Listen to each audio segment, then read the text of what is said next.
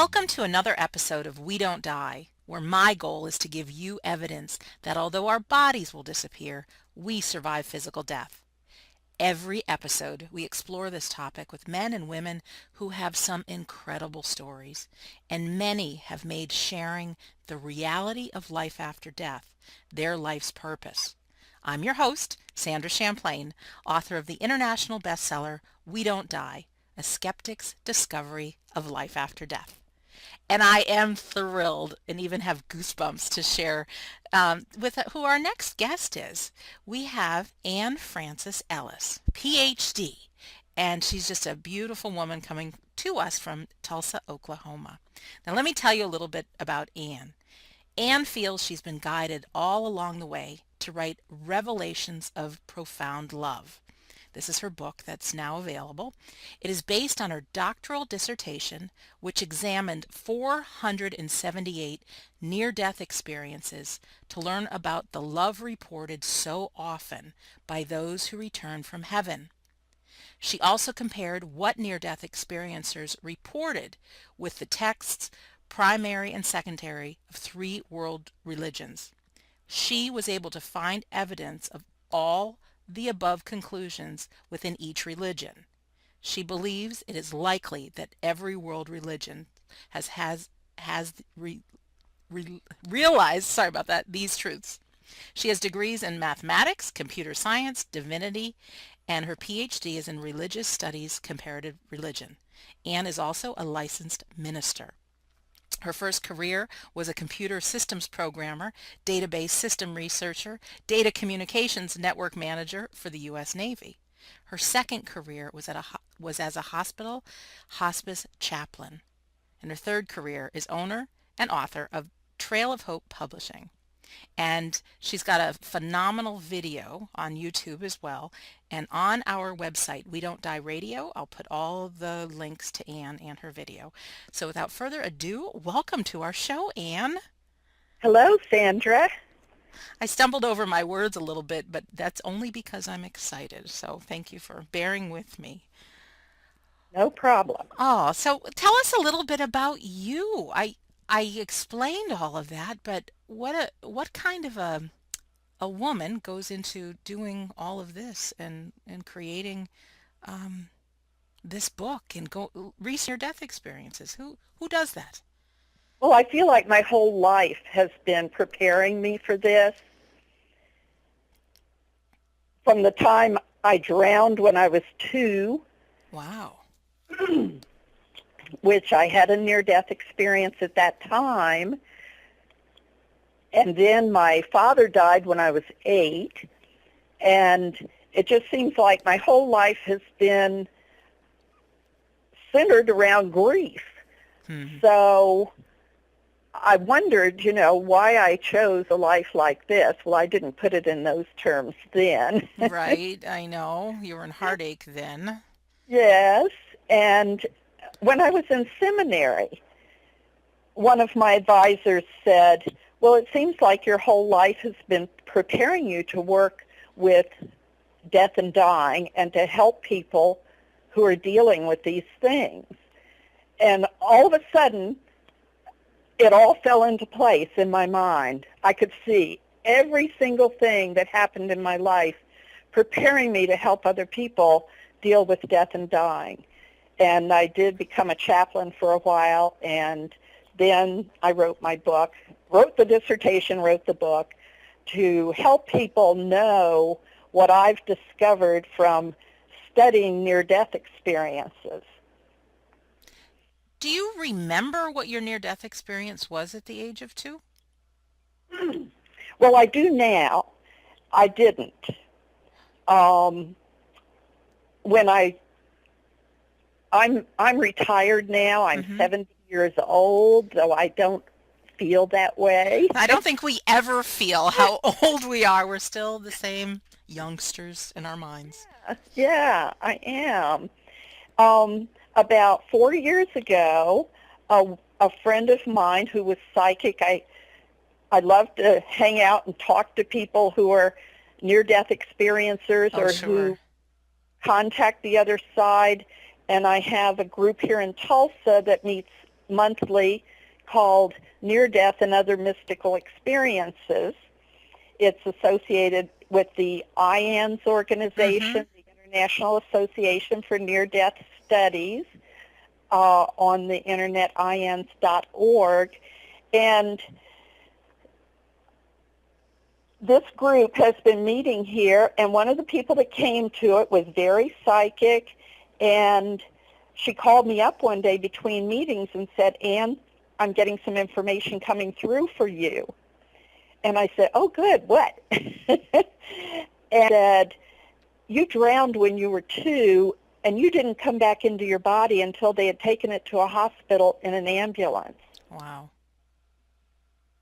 And when she said that, it was like, oh my gosh, this will redefine my whole life again, you know? Mm-hmm.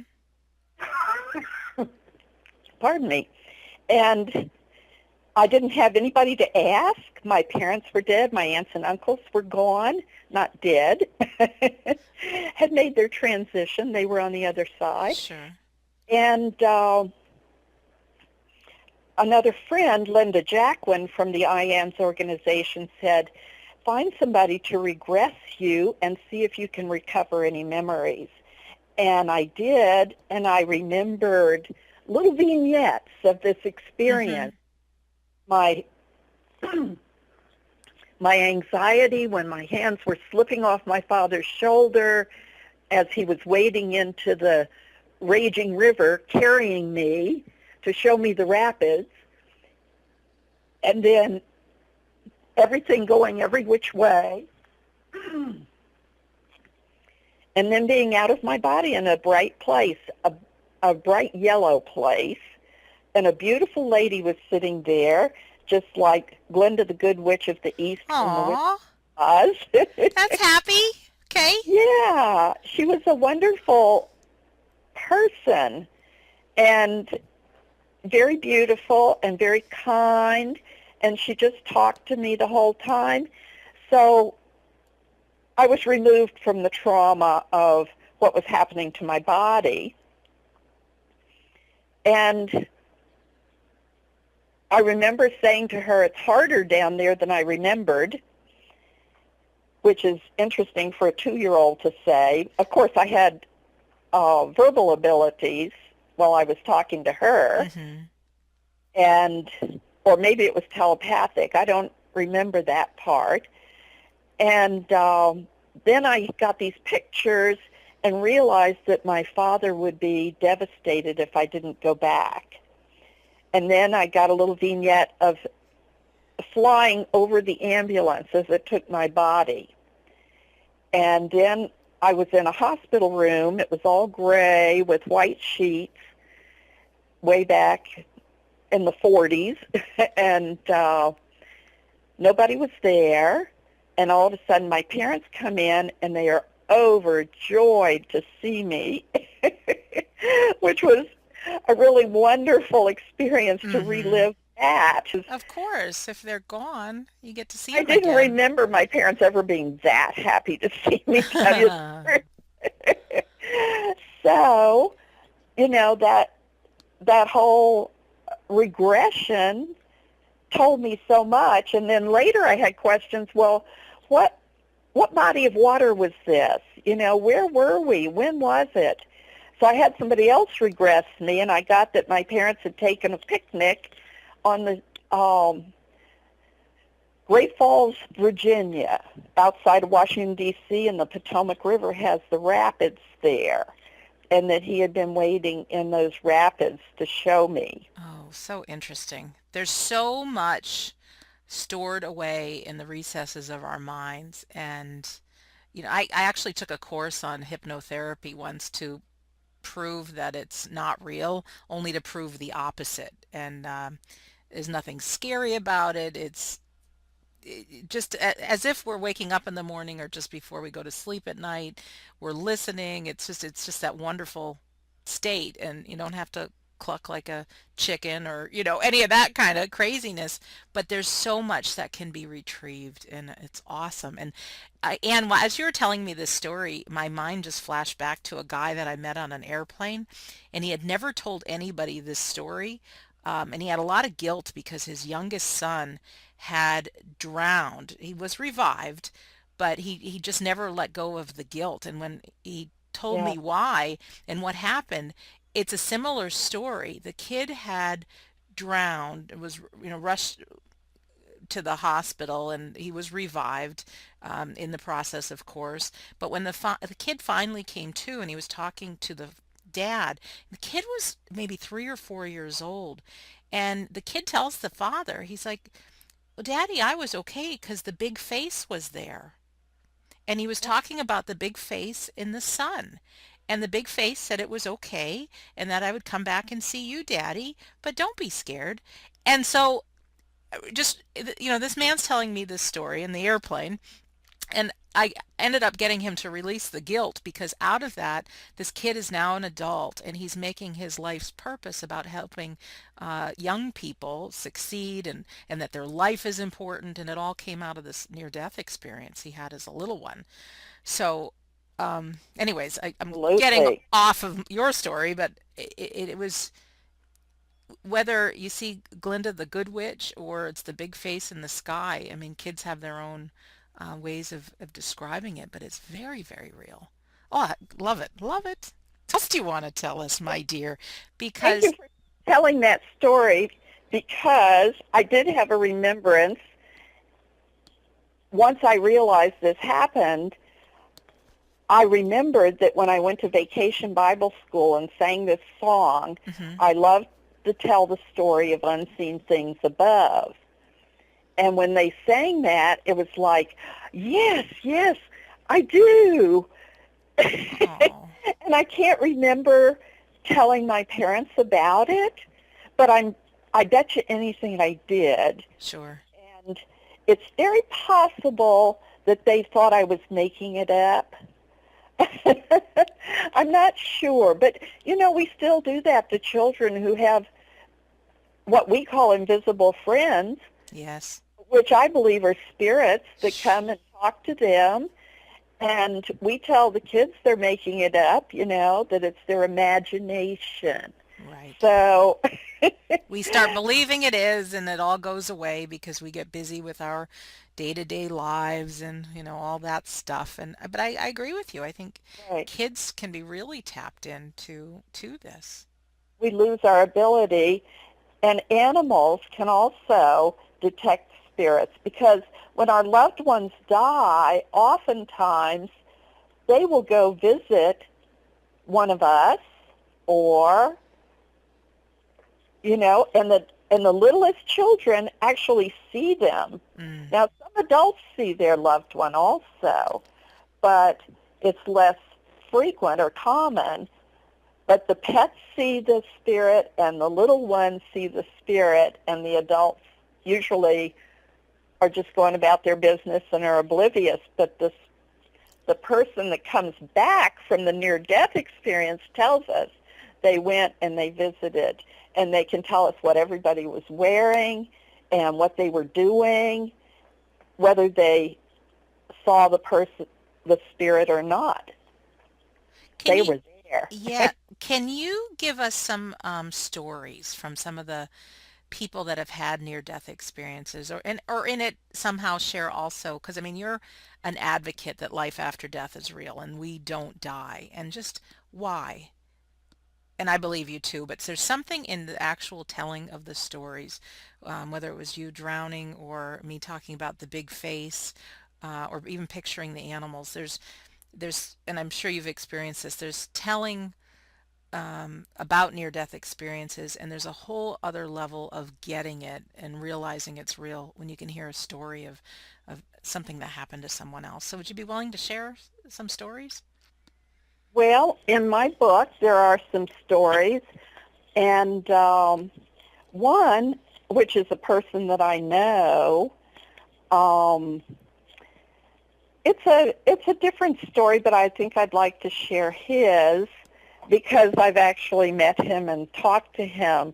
So many of the ones in the book, I have never personally met them, but Mm-hmm. their descriptions are so powerful that the truth of what they're saying just is extremely impactful for me. I really, and I have to read it over and over, and it just really gets in very deeply to hear all of these stories. Okay. But my friend um, was a successful businessman. He's older now. He's in his 80s. But he was in his prime. He was a successful businessman. But he was quite the alcoholic. He didn't admit he was, but he drank a lot. And one night he almost, well, he did. He passed out from alcohol, and he heard this voice, and it said, "Quit or die." Wow. And, this isn't a typical near-death experience, but that voice impacted him in a way that all the human beings who had told him, "You better stop drinking so much," probably, Mm-hmm. had not impacted him. And he knew that he was being spoken to by spirit, and that was a true statement. And he was not only given that guidance, but he was given the ability to quit. And from the next day forward, he never had another drink. And so and it put him on a spiritual path, because he had heard this voice talking directly to him. And so he started going to church and listening to speakers and tapes and things. And one day the speaker at a class said the words, "in the presence." And when he heard those words, he flipped back into a place that he had been that night. And he felt like hands reached down and lifted his spirit out of his body and took him to a cathedral-type place with no furniture in it. It was just a huge interior of a building with marble walls and floors, and there was a dais there, a platform. And on that platform was this huge ball of light. And he started moving towards that ball of light. The hand set him down in front of it, and he started moving towards it. And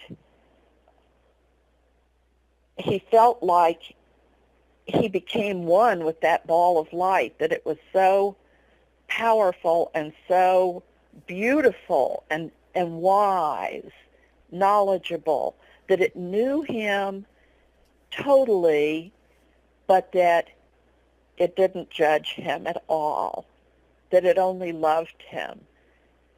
And so many people talk about this love that they feel. That's why I wrote my book about the love, plus my own love experience. Oh, sure. But he felt that love, and that unconditional love, and he knew that he was okay, just exactly the way he was. That, if I can just cut in for a minute, Please. is such a beautiful lesson that I wish I could get and everybody listening could get, that we're perfect just the way we are. Well, as you were speaking, I was thinking there are people, and I'm one of them. I've got a skeptical mind usually, but to think near-death experiences, when you talk about somebody who had one, whether they were drinking or whether they're doing drugs, that they're a Right. byproduct of the drinking or the drugs. And what convinces me that that's not real is there is a level of clarity, understanding, remembering that isn't there when, I have never done drugs, but I have had my share of tipsy moments, but that level of clarity isn't there when drinking or doing drugs. And so it's very much real. And then also you talk about him with the light and feeling this ball of glowing love, whatever.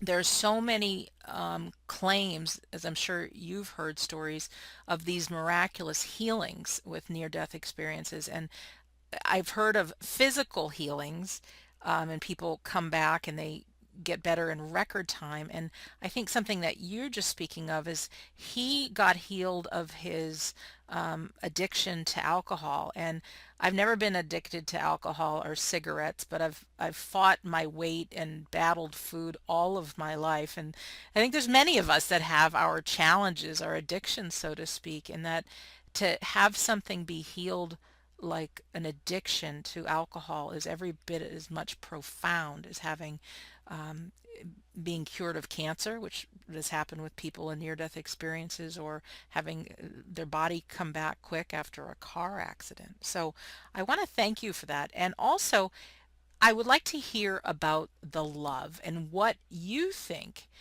is the point of all of this, because your book is based in love, about love, and I don't know if you looked at your emails, but I just ordered a copy off your website and said, Oh, could you thank you. sign it to Sandra? Yeah, your website is Okay. revelationsofprofoundlove.com, and that's the name of your book as well. And I know that in our episode it's kind of short, and we're not going to get to hearing all your stories, but I'm excited to go on to read them. So if you could tell us some of this about what you learned and what you think the point is of all of this as far as Well, love. it's far beyond what I originally thought. I had a mystical experience when I was 32. I was in a chapel praying, a little chapel, and I opened my eyes and I felt a stream of love pour into me. And it just kept coming until I felt like I was totally full from my feet to my head. And I could feel my heart open and soften. And then it stopped as quickly as it had begun. And I never knew where it came from or what it was, but I was filled with love. And I walked out of that chapel and I didn't say anything to anyone. For 25 years, I didn't share this. Oh my. But I walked out and I saw a different world, and I was a different person. And everybody that I looked at while I was driving to my job, I saw a squirrel run up a tree. I felt all this love go out of me to that squirrel. And I saw a lady waiting for the bus to go to her domestic job, wearing her uniform, and all this love went out of me to her. And I knew that I had been changed. And I thought, I never knew what love was. That this is what love is. And I just felt so warm and full of it and tingly. And my vision was even better. I could see colors brighter. So I started calling it like a born-again Right, experience. sure. But I feel like any of these mystical openings can open us to a whole new world that, or a way of looking at our world that we never knew existed. And I decided to investigate love. I wanted to know about the continuity of love between this side and the other side. And sure enough, I found near-death experiencers who said, love is the only thing you take with you, that love never dies. Anybody that you loved here or on the other side, you will always love them. And once you get to the other side, all of the baggage and veils and problems will fall away, and the only thing that will be left is our love for each other. I love that. As a woman that spends a lot of time beating up on myself and not good enough and should have done this and shouldn't have done that, to have that disappear and have only love present is certainly something very profound to look forward to. But I think we can have that It is. here too, right? It takes some Well, work, but it's a little harder here. no, Because I know. found, I decided when I was writing my book, and especially near the end, I just could feel my guides there with me, and I could feel Jesus when I thought about Jesus, read stories about Jesus. I was putting him in the index. I could feel God when I wrote about people's experiences of God on the other side. You know, I just felt like I wasn't alone. I felt filled with that love again. And after I published the book, I wasn't immersed in this material all day, every day. So I missed that. So this year I'm writing a blog about love. And my goal was to find love in my heart every day, which is my discipline of choice. And I'm successful some days, and some days I'm not. Some days I'm working on getting rid of the anger that's covering up some of the love.